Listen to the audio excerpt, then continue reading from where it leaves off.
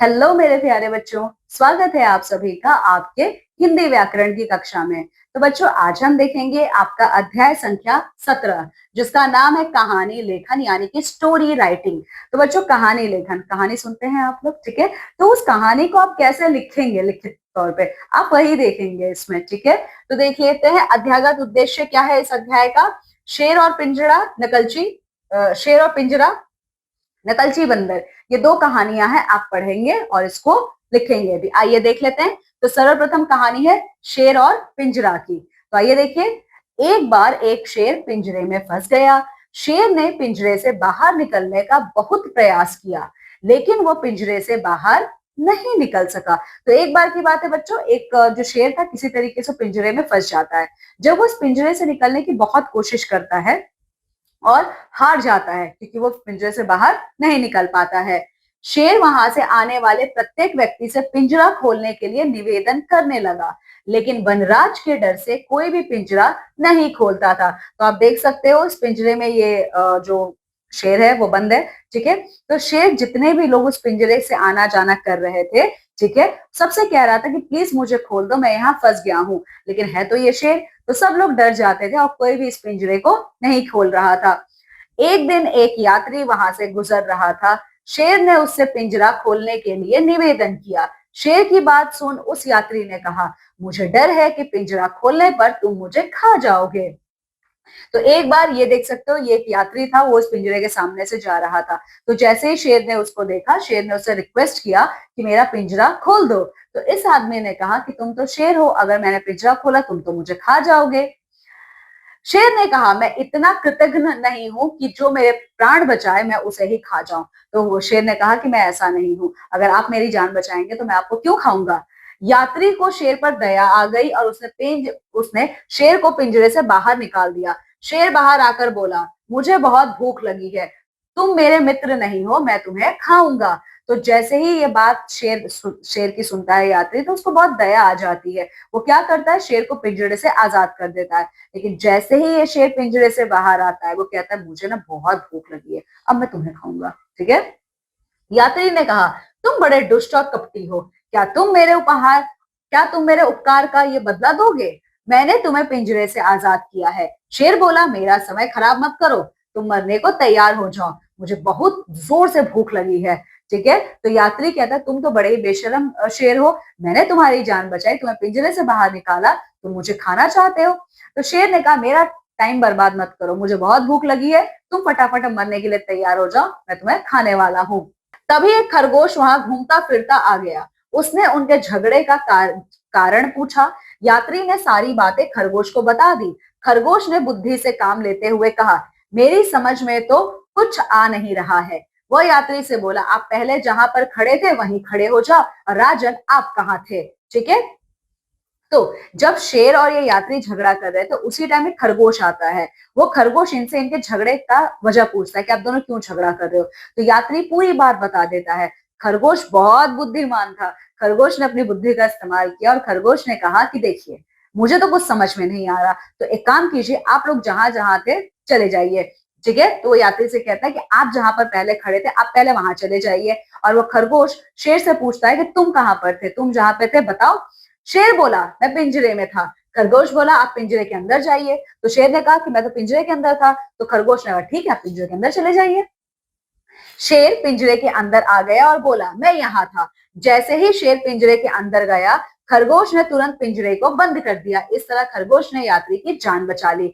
तो शेर जैसे ही पिंजरे के अंदर जाता और कहता, देखो मैं यहीं पे था, उसी टाइम खरगोश ने क्या किया, इस पिंजरे के गेट को बंद कर दिया, ठीक है। और जैसे ही गेट को बंद किया, ठीक है, शेर क्या हुआ, पिंजरे में कैद हो गया, ठीक है। तो इस प्रकार से इस खरगोश ने क्या किया था, अपनी चालाकी से यात्री की जान बचा ली, है ना।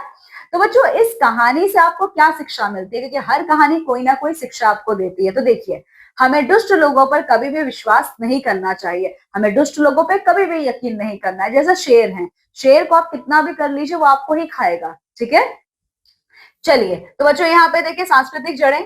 कहानी लेखन भारतीय लोक कथा की उस समृद्ध परंपरा को आगे बढ़ाता है जिसमें नैतिक मूल्य, बुद्धि और जीवन सीखे पीढ़ियों तक सरल भाषा में सुनाई जाती है, ठीक है।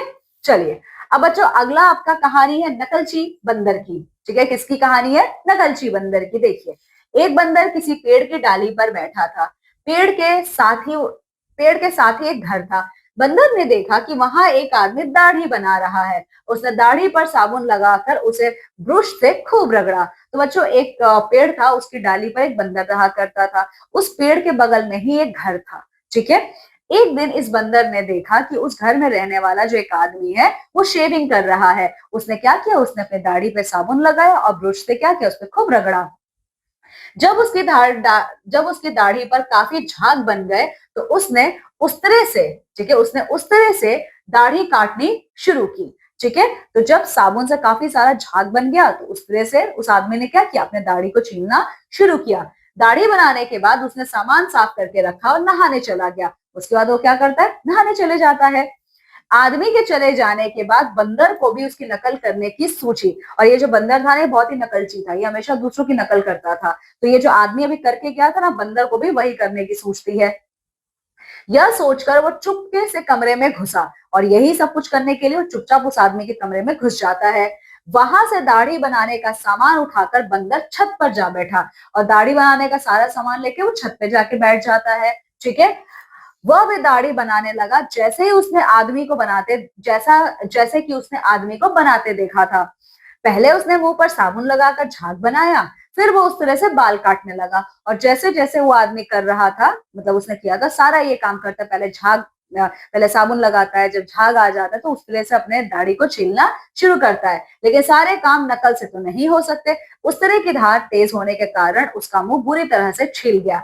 लेकिन देखिए, सारा काम आप नकल करके नहीं कर सकते। उस आदमी को पता था कि उस तरह में धार होती है, तो उस धार का इस्तेमाल आपको कैसे करना है, इस बंदर को तो पता नहीं था। ठीक है, जैसे ही इसने इस तरह से अपने मुंह को छीलना शुरू किया, इसका मुंह बहुत बुरे तरीके से छिल जाता है, क्योंकि इसको तो पता ही नहीं था, है ना। सामान छोड़कर चिल्लाता हुआ वो वहां से भागा। तो सारा सामान छोड़ के वो चिल्लाता हुआ वहां से भाग जाता है। जब वो अपने साथियों के पास पहुंचा तो वे उसे देखकर हंसने लगे। उसने उसके एक साथी ने कहा, देखा, यह होता है नकल करने का परिणाम। बंदर बहुत शर्मिंदा हुआ और मन ही मन उसने निश्चय किया कि मैं अब कभी भी नकल नहीं करूंगा। इसको बहुत ज्यादा चोट लग जाती है। ठीक है, तो ये अपने दोस्तों के पास जाता है तो इसके सारे दोस्त इसको देख के हंसना शुरू कर देते हैं। ठीक है, और उसका एक दोस्त कहता है, देखो यही होता है नकल करने का अंजाम। तो इस बंदर को बहुत शर्म आती है, इसे अपनी गलती का एहसास होता है। तो बच्चों, इस कहानी की शिक्षा क्या है? देखिए, हमें कभी भी किसी की नकल नहीं करनी चाहिए, कभी किसी की नकल मत कीजिए आप। ठीक है, जीवन कौशल देखिए, कहानी लेखन बच्चों में रचनात्मकता, कल्पनाशीलता और समस्याओं को समझकर समाधान सोचने की क्षमता विकसित करता है, जो जीवन भर काम आता है।